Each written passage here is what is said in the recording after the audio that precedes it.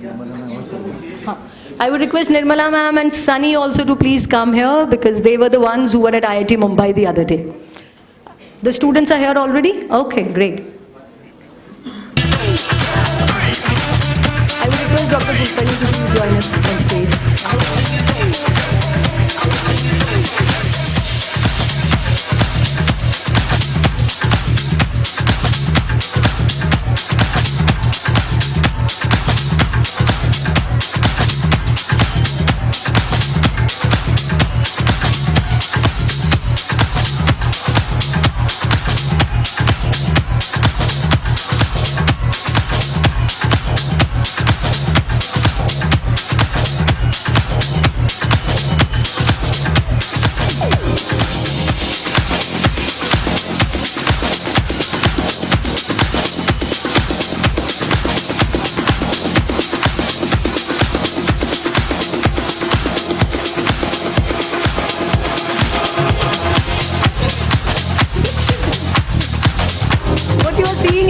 Small climate clock, and is it showing the time? Because I can't see it from here. Is it showing?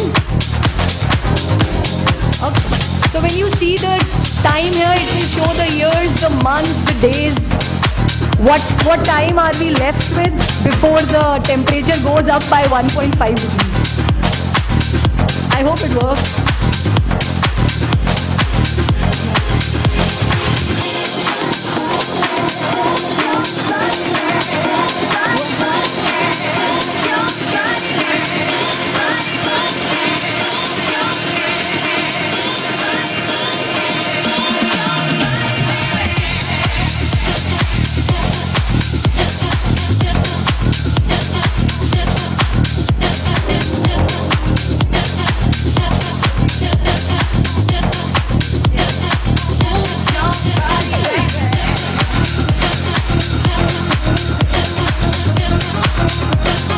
Good afternoon, everyone.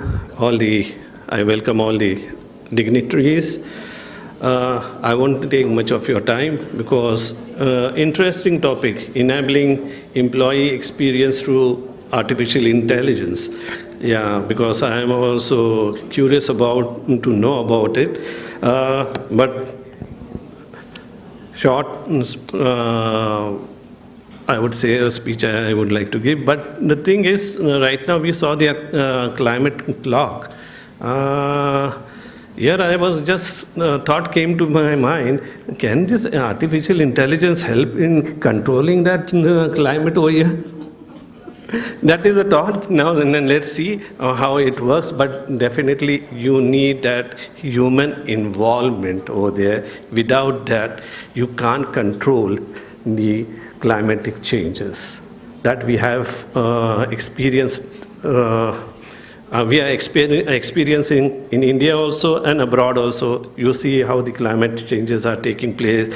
The rains, the heavy rains, I wouldn't say rains, but heavy rains, somewhere the forest is on fire. All these things are happening. Yeah, over here, right now we are going to understand about the artificial intelligence. Yes, that is a tool. You should understand that it is a tool to back you up or enhance your skills. But the thing is, after all, we are humans, so we have the best knowledge and the best mind.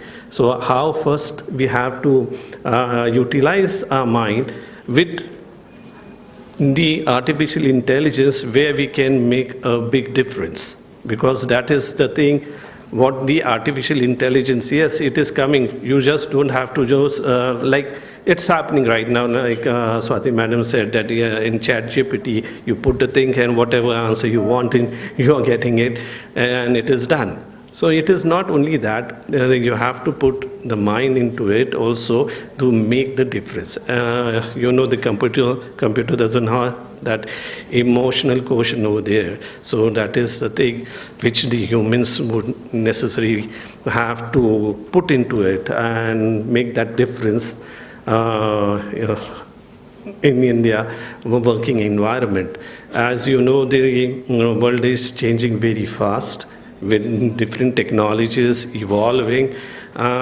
Maybe some jobs which are right now we are having, they may be after 2 years redundant and something else is going to come up. So we are trying to bridge that gap so our students can, they will be enabled with the education so they can be prepared for it. So many changes are going to happen. So keep your minds open. It is not only in the institute which you are going to learn. You have to keep, after passing out in the world, after passing out from the institution, you will have to keep your mind open and keep learning, because the change is very fast. As you see, artificial intelligence have come in, and that is going to change faster. So let's understand about it from all the dignitaries over here, and how it will be more applicable for the students to learn about it and to utilize in their work also. So once again, I welcome everyone to this HR Conclave. Thank you.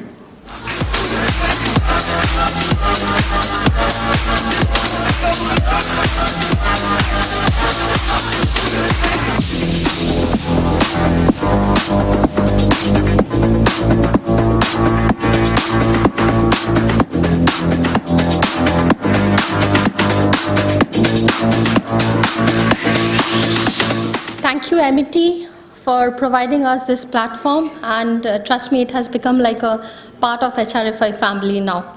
So thanks to the trustees, Dr. Swati Lodha, Dr. Virani, and Dr. Manmeet, and everyone, and especially the students who wonderfully coordinated this event and the planning. My sincere thanks to our event partner, Sharp HRD, who always help us whenever we need any kind of support from them.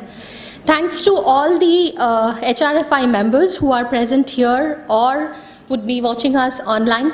So thank you. Because of you, we all are here. Myself, Ankita Rudra, representing HRFI.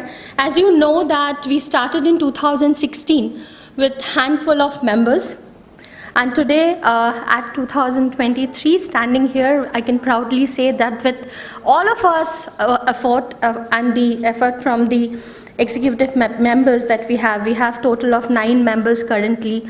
Raushab Kangane, who's actually leading this entire show for all of us, supporting us, creating this entire thing. We have Vishmay Mishra, Prashant Patil, Sumit Sen, Sahil Nair, Hari Nair, Prakash Desai, Santosh Kadam, and myself, who are doing this entire thing with a motto, with currently 1,39,000 HR professionals all over the world, I would say. I think that's the biggest achievement that we have done. It's a community. Yeah, now 1,45,000, well, that's the number. Having said that, I would like to quote one thing, that people who are there in that group must have been seeing that, if people are trying to do misutilization of this platform, we're actually revoking members from there. So one day I asked Rao sir that ऐसे member निकाल रहे तो count कम नहीं हो जाएगा? Then he told me that forget about the number, and that's where we are different from other forums. Herein we are more focusing over the quality than the quantity. And the motto of HRFI is that how we create an enablement into this particular platform. Today's date, starting from job, any kind of support, vendors, anything, any suggestions, any reports, any surveys that you look forward, all the members get equal support from this platform. I think that's what the motto that we are following into HRFI, and we'll continue to do that with all of your support. Now coming to AI. Well, I'm not in favor of anything artificial, to be very honest. As Dr. Swati Lodha was saying, I more go for the real things. I'm a supporter of that. HR is one thing, or human resource is one thing, wherein people think that anyone and everyone can do it. You talk about any job, they will ask for you this qualification, that degree, that particular, you need a stream. When it comes to HR, सब बोलते कर लेगा, क्या करना है, salary तो process करनी है और रंगोली बनाना का काम करना है. Everyone can do HR. There is a saying which Lord Krishna quoted in Bhagavad Gita called Nishkarma Karma, which means that doing something without expecting anything in return. I believe that feel, that zeal, and that courage which HR has, no one can have it. So therein it differentiates HR from everyone. अब पहले बोलते थे HR तो सब कर सकते हैं, अभी AI आने के बाद तो फिर और ही बोलेंगे AI will do everything, what will HR do? And believe me, that's a big myth, that's a big question, and everyone comes and asks me that, ma'am, is it like job roles are gonna go vanish? What is this gonna happen? And that's the exact reason why we thought that this is the right moment wherein we call experts in terms of who are enablement partner, who are dealing with it, developing it, and who are going to implement it in the HR fraternity, so that we exactly know that, no, it's not going to revoke the jobs, it's not going to put us into any kind of a threat, just like Dr. Swati Lodha did, huh? She frightened all of us. It looks worse than my age clock, that climate clock, by the way, huh?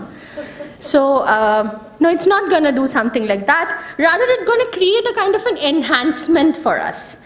And that's the agenda for today's forum. So without taking any further time, I hand over the forum to my wonderful speakers. Thank you once again, and thank you, MET, for arranging this. Thank you. Foremost, thank you for being here. All my students, my HR fraternity, and all the distinguished guests and the dignitaries present here. Whenever we think of AI, we always think of those superhumans who are here to destruct the world. That is the general perspective that I had. But as we move forward, and as my students, it's reverse mentoring sometimes when I get to understand what is the latest that is happening in the emerging technologies and the digital world. So when I read some of the notes that my students write, which are very long and very exhaustive, and very high funda words are used, and I know that ChatGPT is in place, right? So all of that, and today when we are moving forward in this very dynamic, environment that is unfolding, HR has become very prominent in terms of employee experiences and how this is now going to unfold, right? Along with finance, maybe marketing and all of it. Today the focus is on HR. So like I've always, advocated to all my management students that HR is just not a vertical.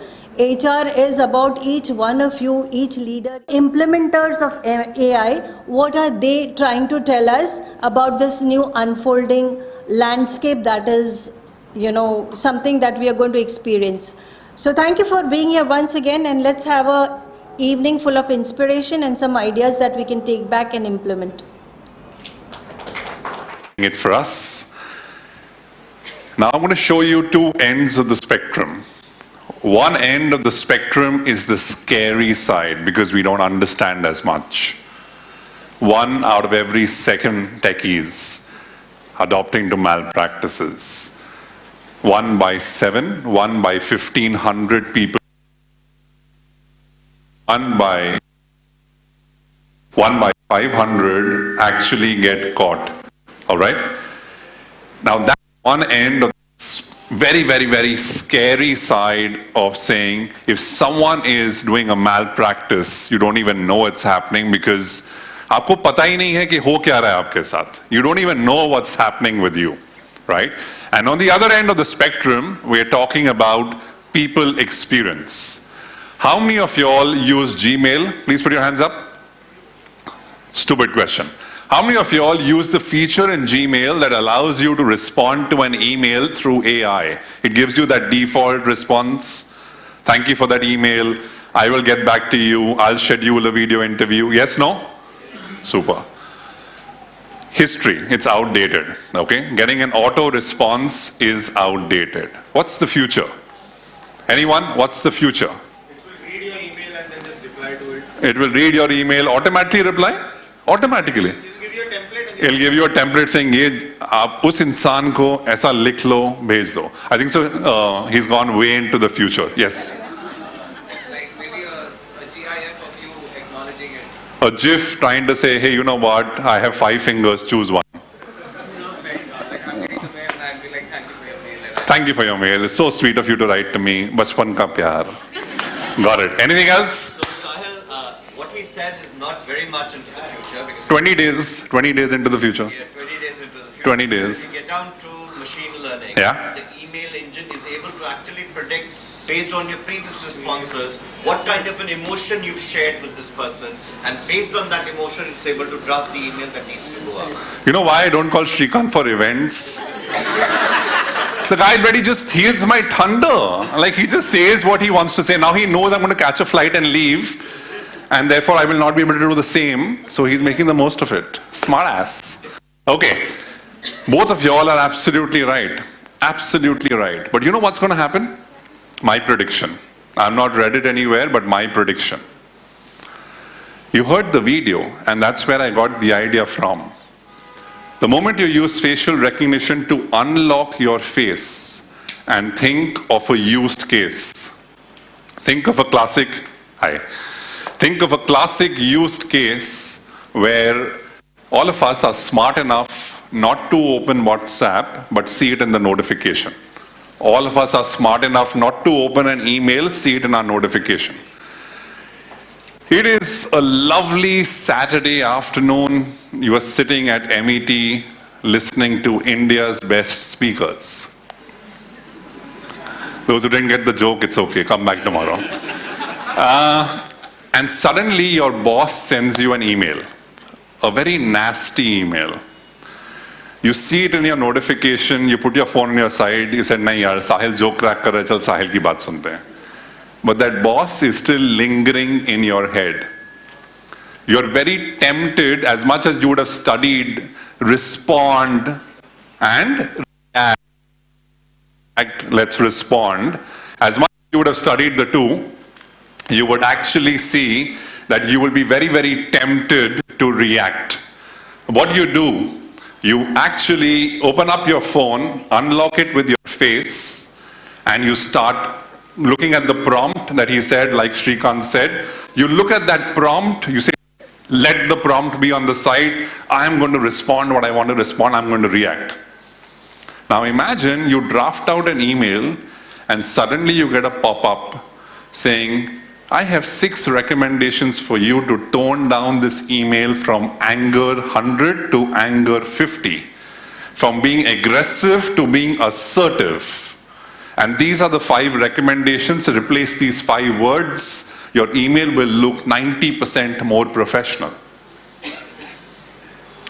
What's the guy doing? Exactly what Srikanth said. The guy is looking at, the moment you unlock the phone, there are certain emotions coming up which are visible on your face. And those emotions are very clearly saying, if this guy was in front of me, I would have. But I can't do that, so I'll do it on an email. And to do it on an email, I will use lovely big words, not by ChatGPT, but by my childhood memories of special words that I use only for special people. Are you with me? And then the guy tells you, you know what? Don't do a career limiting move. Naam pehle socho, paisa aa jayega. But if you ask for the money first, you're doing a career limiting move. Don't do that, Sahil. You lose your job on Monday morning.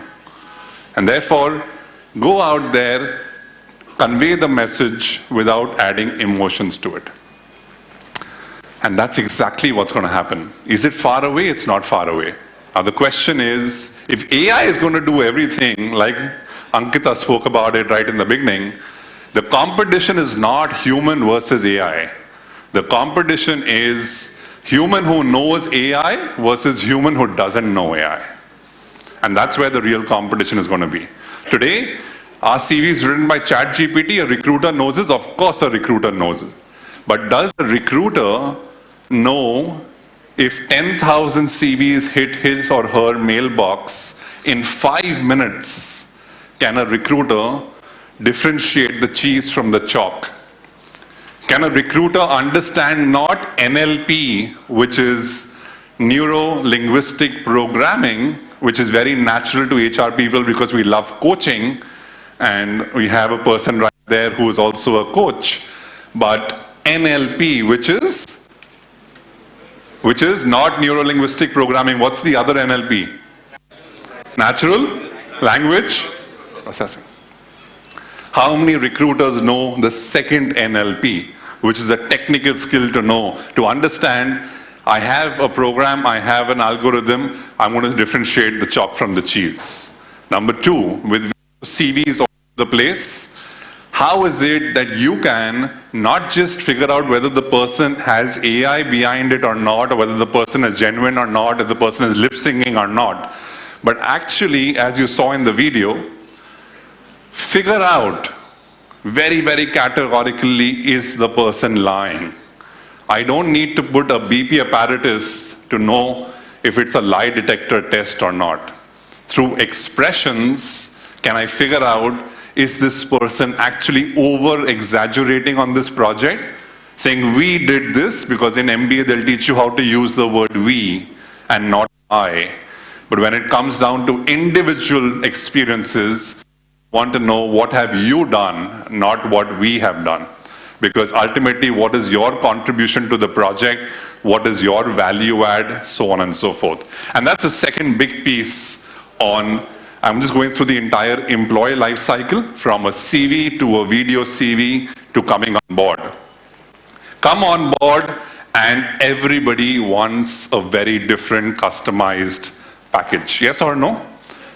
Rao Sahib will have a very different expectation if he has to change his job today in terms of what he would want as part of his total CTC. Sachin would have something very, very different. Shrikant would have something very different. Prakash would have something very different. And so would Ankita. Every single person in this room today is saying, let me choose. Do I want NPS? I don't want NPS. Do I want PF? I don't want PF. Do I want to contribute to what I may call as special benefits or not? Can AI come in the center of all of this and say, upload your ITRs, upload your Form 16, upload your NSDL, and if you have a depository account, and let me do the entire... Pleasure. Pleasure's all mine.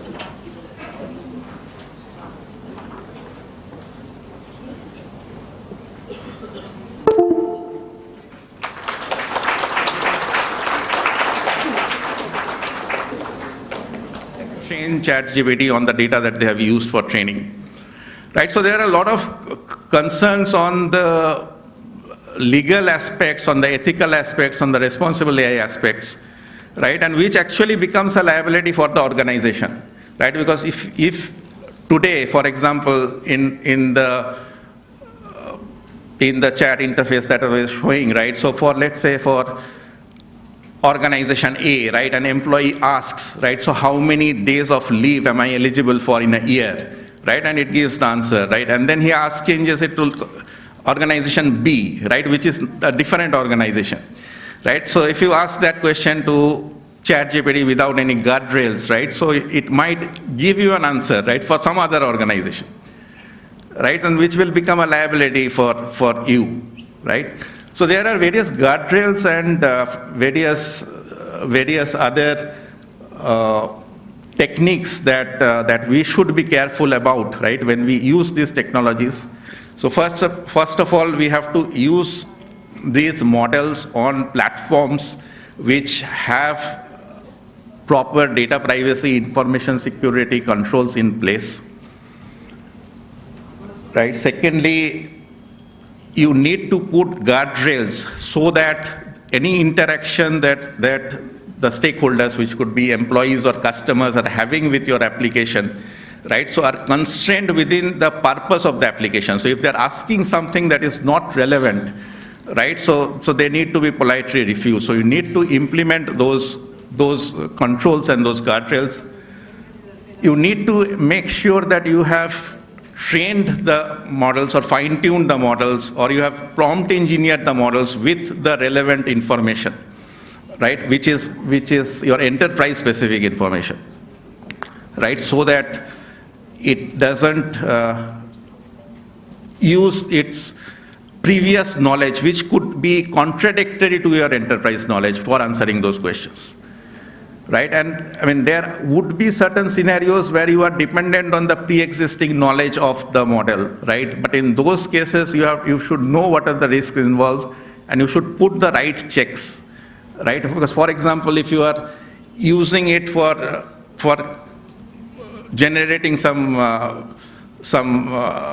description, right, for an event. Your HR is organizing an event, and for that you need to create a brochure, and you need to create some nice collateral for that, and use ChatGPT for that, right? So in that case, it is not using your enterprise knowledge, it is using the pre-existing knowledge of the model. And there is a high risk that something would be there which is probably which may be unsafe, or which may be maybe a copyright infringement. So you need to have the proper content moderation in place, right, before you actually put that output coming from the model into your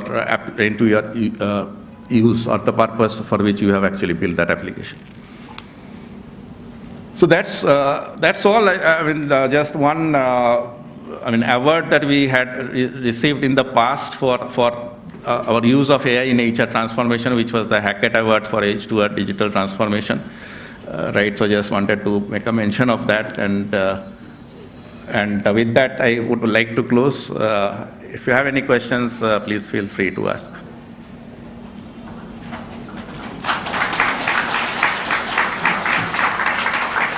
Okay, thank you.